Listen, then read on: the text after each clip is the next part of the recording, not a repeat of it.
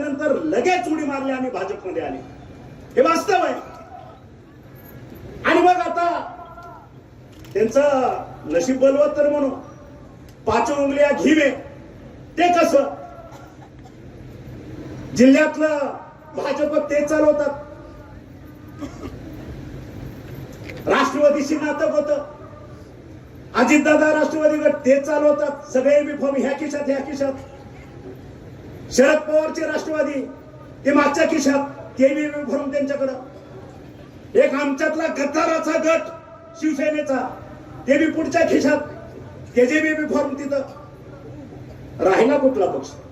आणि काँग्रेसचं तरी हास्यास्पद झालंय.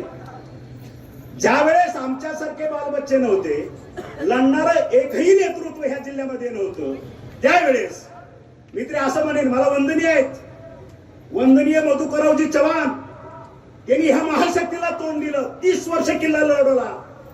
आणि कशासाठी एवढे सरेंडर झाले हे त्यांनाच विचारा. तेही आजच्या पाचच्या खिशात कुठेतरी ठेवले, संपला विषय.